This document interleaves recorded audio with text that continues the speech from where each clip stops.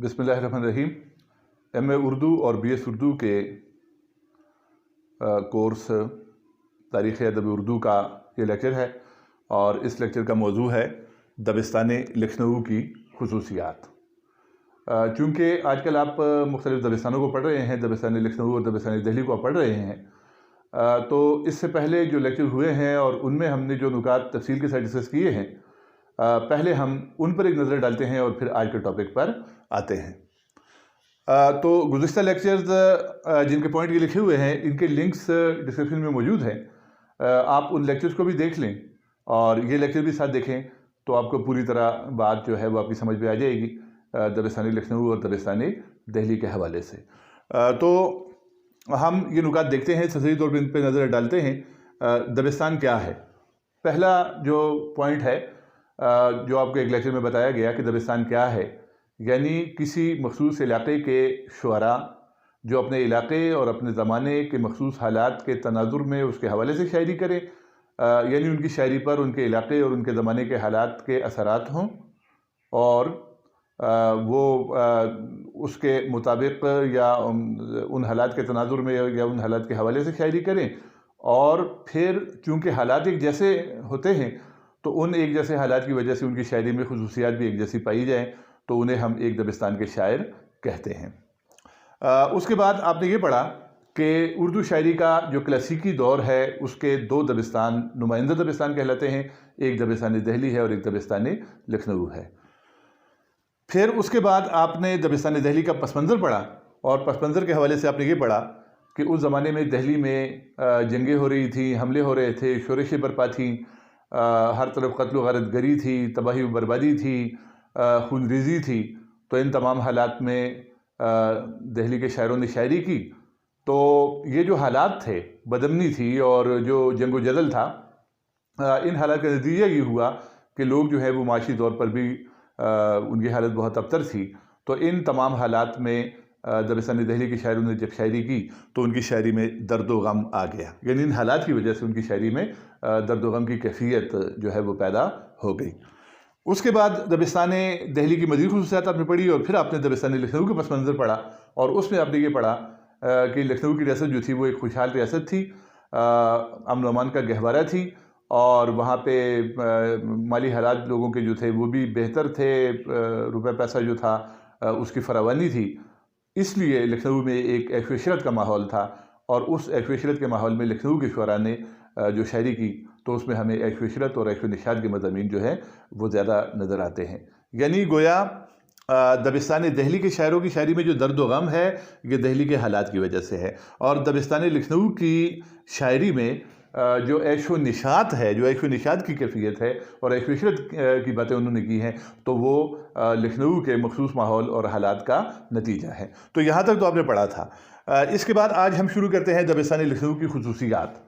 और यहाँ दो बातें आप नोट कर लें कि ये खुसूसियात जो हम पढ़ेंगे इनमें हम दबिस्तान लखनऊ की जो भी खुसूसियत पढ़ेंगे तो उस खुसूसियत के हवाले से हम साथ साथ दबिस्तान लखनऊ और दबिस्तान दिल्ली का मुआवजा भी करते जाएंगे। और दूसरी बात ये कि मैं शेरी मिसालें कम दूंगा क्योंकि मैंने आपको दबिस्तान लखनऊ के हवाले से तफसीली मवाद PDF में भेजा है, उसमें अशार मौजूद हैं, वहाँ से आप शेरी मिसालें ले लें। यहाँ कम शेरी मिसालें दी जाएंगी, सिर्फ खुसूसियात आपको बताई जाएंगी दबिस्तान लखनऊ की। तो दबिस्तान लखनऊ की पहली खुसूसियत जो है वो तकल्लुफ़ और तसन्नुफ़ है। तकल्लुफ़ से मुराद है तकल्लुफ़ात से काम लेना और तसन्नुफ़ से मुराद है बनावट से काम लेना, यानी तकल्लुफ़ और बनावट। लखनवी मुआशरा जो था उसमें तकल्लुफ़ात की भरमार थी, खाने पीने में, लिबास में, मिलने जुलने में, अदब आदाब में, गरज ज़िंदगी के तमाम मामलात में लखनऊ के लोग जो हैं वो बहुत ज़्यादा तकल्लुफ़ से काम लेते थे। तो वो तकल्लुफ़ात और वो बनावट और वो नुमाइशी अंदाज़ जो था वो उनकी शायरी में भी आ गया। अब हम तकल्लुफ़ और तसन्नु की अगर तफ़सीलात में जाएं तो सबसे पहली बात आती है फ़ारसियत और अरबियत। दिल्ली के शुअरा ने भी अरबी फ़ारसी अल्फाज इस्तेमाल किए हैं, लेकिन कम किए हैं। उन्होंने हिंदी के खूबसूरत अल्फाज भी इस्तेमाल किए हैं, जबकि दबिस्तान लखनऊ के शुअरा जो हैं उन्होंने अरबियत और फ़ारसियत को ज़्यादा तवज्जो दी है और ज़्यादातर उन्होंने अरबी और फ़ारसी के मुश्किल और नामानूस किस्म के अल्फाज जो हैं वो इस्तेमाल किए हैं। सकील अल्फाज, ثقیل الفاظ، ثقیل عربی میں کہتے ہیں بھاری کو، یعنی بھاری بھرکم قسم کے الفاظ، وہ بھی ہمیں دبستانی لکھنؤ کی شاعری میں نظر آتے ہیں۔ پھر رعایت لفظی ہے۔ رعایت لفظی جو ہے شاعری کی وہ تکنیک ہے کہ شاعر ایک لفظ استعمال کرتا ہے اور پھر اس لفظ کے لیے وہ دوسرے الفاظ لاتا ہے، یعنی ایک لفظ اسے استعمال کیا، پھر اس سے مناسبت رکھنے والے دوسرے الفاظ وہ استعمال کرتا ہے، اور اس طرح وہ اپنا ایک شاعرانہ کمال جو ہے وہ دکھاتا ہے۔ تو ہمیں رعایت لفظی کی مثالیں بھی دبستان لکھنؤ کی شاعری میں نظر آتی ہیں اور بکثرت نظر آتی ہیں۔ اس کی میں آپ کو آگے مثال بھی دیتا ہوں۔ قافیہ پیمائی۔ قافیہ پیمائی سے مراد ہے مشکل قافیے استعمال کرنا، اور ایک قافیہ استعمال کر کے اس کے تمام ممکنہ ہم قافیہ الفاظ جو ہیں وہ ایک ہی غزل میں لانا، اور اس طرح طویل غزل، 2 غزلیں اور 6 غزلیں لکھنا۔ یہ جو ہے چونکہ آپ جب ایک قافیے کو ختم کرنے کی دھن ہوگی آپ کو، تو آپ جو غزل لکھیں گے تو وہ طویل ہو جائے گی۔ تو یہ چیز بھی ہمیں دبستانی لکھنؤ کی شاعری میں دکھائی دیتی ہے۔ اور صنعت گری یعنی صنعتوں کا استعمال۔ اسی چینل پر ہمارے جو علم بدیع اور صنعتوں کے حوالے سے لیکچر ہیں، ان میں ہم نے تمام صنعتوں کا ذکر کیا ہے، آپ وہ بھی دیکھ سکتے ہیں۔ صنعت سے مراد شاعرانہ تکنیک ہے کہ شاعر اپنی شاعری میں خوبصورتی پیدا کرنے کے لیے صنعتیں استعمال کرتے ہیں۔ مثال کے طور پر صنعت تضاد ہے۔ آپ جب 2 لفظ متضاد استعمال کرتے ہیں، ایک ہی شعر میں آپ دن اور رات کے الفاظ استعمال کرتے ہیں، ایک ہی شعر میں آپ اندھیرا اور اجالا کے الفاظ لاتے ہیں، مطلب یہ ہے کہ آپ متضاد الفاظ، ایک دوسرے کے معنی میں جو الٹ الفاظ ہوتے ہیں وہ آپ استعمال کرتے ہیں، تو وہ صنعت تضاد ہے۔ اسی طرح صنعت مراعات النظیر، جب آپ ایک لفظ استعمال کرتے ہیں اور اس کے مناسب مزید الفاظ آپ لاتے ہیں شعر میں، تو وہ صنعت مراعات النظیر ہے۔ اور بھی بہت سی صنعتیں ہیں، صنعت تجنیس ہے، صنعت تلمیح ہے۔ تو ان صنعتوں کا استعمال بھی، صنعت گری کے بھی بہترین نمونے دبستانی لکھنؤ کے شعراء نے دکھائے ہیں۔ صنعتوں کا استعمال دہلی کی شاعری میں بھی ہے، لیکن وہاں صنعت فطری انداز میں اور کم استعمال ہوئی ہیں، جبکہ دبستانی لکھنؤ کے شاعروں نے زیادہ صنعتیں استعمال کی ہیں، اور بعد نے تو صرف صنعت گری کا کمال دکھانے کے لیے ہی اشعار کہے ہیں۔ ایسا محسوس ہوتا ہے جب آدمی ان کا شعر پڑھتا ہے۔ تو یہ اس طرح کی صورتحال ہمیں دبستانی لکھنؤ کی شاعری میں دکھائی دیتی ہے۔ پھر اس کے بعد ہم آگے بڑھنے سے پہلے یہاں چند ایک مثالیں میرے پاس ہیں، وہ میں آپ کو پڑھ کے سناتا ہوں۔ جو قافیہ پیمائی آپ کو یہاں میں نے بتایا، تو قافیہ پیمائی کے حوالے سے شیخ امام بخش ناسخ جو کہ لکھنؤ کے شاعر تھے، ان کی غزل ہے کہ خاک میں مل جائیے ایسا اکھاڑا چاہیے، لڑکے کشتی دیو ہستی کو پچھاڑا چاہیے، انتہائے لاغری سے جب نظر آیا نہ میں، ہنس کے وہ کہنے لگے بستر کو جھاڑا چاہیے، اور تختوں کی ہماری قبر میں حاجت نہیں، خانہ محبوب کا کوئی کواڑا چاہیے۔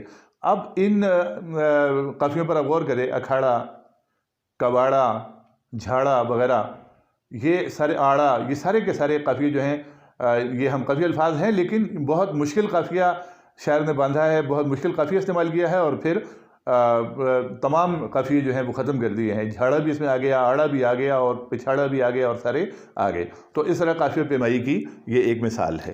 پھر اس کے بعد رعایت لفظی کی آپ مثال دیکھیں۔ ناصحی کا ایک شعر ہے، اور وہ کہتے ہیں کہ قبر پر اس نے لگایا نیم کا، اس نے قبر کے اوپر لگایا نیم کا اس نے درخت، قبر کے اوپر لگایا نیم کا اس نے درخت، بعد مرنے کے میری توقیر آدھی رہ گئی۔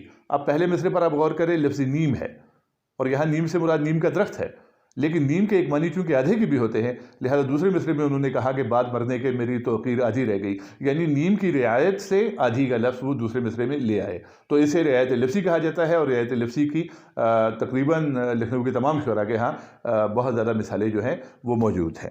تو یہ اس کے بعد عیش و نشاط کے مضامین۔ عیش و نشاط کے مضامین جو لکھنوی شاعری میں ہیں، اس کے مقابلے میں دہلی کی شاعری میں درد و غم ہے۔ تو دہلی کے حالات ایسے تھے کہ ان حالات میں جو شاعری ہوئی اس میں درد و غم کے عناصر زیادہ ہو گئے، اور لکھنؤ کے حالات ایسے تھے اور ماحول ایسا تھا کہ عیش و عشرت کا ماحول تھا، تو عیش و عشرت اور عیش و نشاط کے مضامین جو ہیں وہ لکھنوی شاعری میں زیادہ ہیں۔ اس کے بعد اگلی خصوصیت جو لکھنوی شاعری کی ہے یا دبستانی لکھنؤ کی ہے، وہ خارجیت ہے۔ خارجیت داخلیت کے مقابلے کی اصطلاح ہے۔ داخل اندر کو کہتے ہیں اور خارج باہر کو کہتے ہیں۔ تو داخلیت سے مراد اندرونی جذبات کی عکاسی ہے، اور خارجیت سے مراد باہر کی چیزوں کا بیان ہے۔ جب ہم دبستان دہلی اور دبستان لکھنؤ کا کمپیریزن کرتے ہیں، موازنہ کرتے ہیں، تو ہمیں دبستان دہلی کی شاعری میں داخلیت زیادہ نظر آتی ہے، جبکہ دبستان لکھنؤ کی شاعری میں ہمیں خارجیت زیادہ دکھائی دیتی ہے۔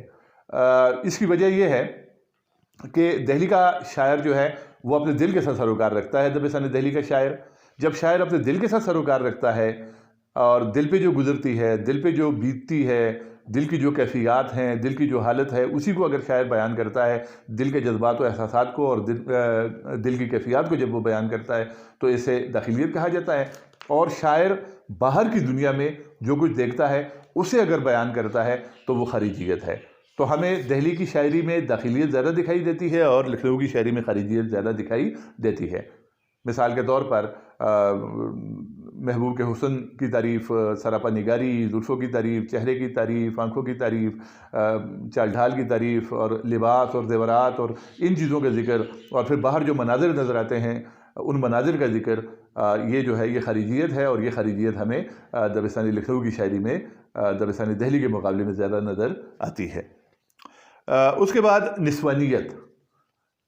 نسوانیت کے حوالے سے بات یہ ہے کہ چونکہ لکھنؤ میں عیش و عشرت کا ایک ماحول تھا، عیش و عشرت کی ایک فضا تھی، جس میں عورت کو بہت زیادہ پذیرائی حاصل تھی، اور خاص کر ناچتے گانے والی عورتوں کو درباروں میں بھی اور معاشرے میں بھی انہیں بہت پذیرائی حاصل تھی۔ تو اس طرح جو لکھنؤ کا معاشرہ تھا وہ ایک طرح سے عورت کا معاشرہ بن چکا تھا، اور وہاں اس قسم کی شاعری بھی ہوئی کہ جس میں عورتوں کا جو انداز تھا وہ موجود تھا۔ چونکہ معاشرے کے اندر عورت کا جو مقام تھا، یا معاشرے کے اندر جو عورت کو پذیرائی حاصل تھی، تو اس کا اثر یہ ہوا کہ شاعری میں بھی زنانہ پن در آیا، اور شاعری میں بھی شعراء نے ایسے اشعار کہے کہ جن میں انہوں نے عورتوں کی زبان استعمال کی، عورتوں کے محاورے استعمال کیے، تو اس طرح کے اشعار انہوں نے کہے۔ اب یہاں میرے پاس ایک شعر ہے، یہ رند ایک شاعر تھے دبستان لکھنؤ کے، ان کا یہ شعر ہے کہ او پری تجھ کو خدا نے دی ہے صورت حور کی، او پری تجھ کو خدا نے دی ہے صورت حور کی، تیری ایڑی پر کروں صدقے میں چوٹی حور کی۔ اب حور کی چوٹی صدقے کرنا، اور یہ حالانکہ شاعر جو ہے وہ مرد ہے، لیکن اس کا جو انداز ہے، یا اس کا جو شعر ہم پڑھتے ہیں تو اس میں ایک نسوانی پن جو ہے وہ ہمیں دکھائی دیتا ہے، اور یہ نسوانی پن جو ہے یہ ایک اہم خصوصیت ہے دبستان لکھنؤ کے بہت سے شعراء کی۔ معاملہ بندی۔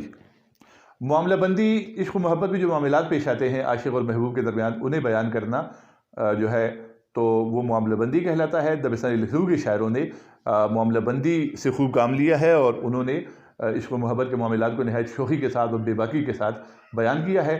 اسی وجہ سے ان کی شاعری میں ابتذال بھی آ گیا ہے۔ یہاں دوسرا جو لفظ ہے وہ ابتذال ہے۔ ابتذال ایک اصطلاح ہے، یعنی بازاری پن۔ بے باکی کے ساتھ بازاری انداز میں جب آپ بات کرتے ہیں تو اسے ابتذال کہا جاتا ہے۔ تو یہ دونوں باتیں بھی ہمیں دبستان لکھنؤ میں نظر آتی ہیں۔ پھر اس کے بعد تشبیہات و استعارات کا استعمال۔ تشبیہ اور استعارہ کلام کا زیور ہوتا ہے، کلام کا حسن ہوتا ہے۔ کلام کے حسن کو چار چاند لگ جاتے ہیں جب تشبیہ و استعارہ استعمال ہوتا ہے شاعری میں، اور دبستان دہلی کے شاعروں نے بھی تشبیہات و استعارات کا استعمال کیا ہے۔ لیکن جب ہم دبستان لکھنؤ کی شاعری کو دیکھتے ہیں تو وہاں ہمیں تشبیہات و استعارات کا استعمال بہت زیادہ نظر آتا ہے۔ ان میں سے بعض شاعروں نے تو بڑے اچھے جو ہیں تو استعارے استعمال کیے ہیں، اچھی تشبیہات استعمال کی ہیں، لیکن بعض شعراء نے اس میں بھی تکلف و تصنع سے کام لیا ہے، تشبیہات میں بھی۔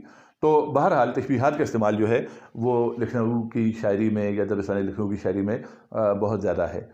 یہاں آپ میر انیس کے مرثیے کا ایک شعر سن لیں کہ وہ جناب عباس علمدار کو جب گھیر لیا یزیدی دستے کے سپاہیوں نے، اور ان کے ہاتھوں میں برچیاں تھیں، تو وہ چاروں طرف برچیاں تھیں اور درمیان میں جناب عباس تھے۔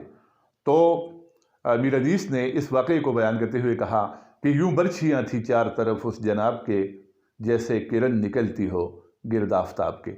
یعنی جناب عباس کو آفتاب سے یعنی سورج سے تشبیہ دے دی، اور ان کے چاروں طرف جو برچھیں چمک رہی تھی انہیں اس سورج کی کرنوں سے تشبیہ دے دی۔ اسی طرح خواجہ حیدر علی آتش کے شعر آپ سن لیں کہ کسی نے مول نہ پوچھا دل شکستہ کا، کوئی خرید کے ٹوٹا پیالہ کیا کرتا۔ یہاں ٹوٹے ہوئے دل کو ٹوٹے ہوئے پیالے قصہ تخمیدی ہے یا ٹوٹے ہوئے دل کے لیے ٹوٹے ہوئے پیالے کا استعارہ شاعر نے استعمال کیا ہے. تو اس طرح استعارات و تفریحات کا استعمال بھی دبستان لکھنؤ کے شعراء نے بہت زیادہ کیا ہے. تو یہ چند خصوصیات تھی، نمایاں خصوصیات کہ جو دبستان لکھنؤ کو دبستان دہلی سے ممتاز کرتی ہیں. ان خصوصیات پر ہم نے ایک نظر ڈالی.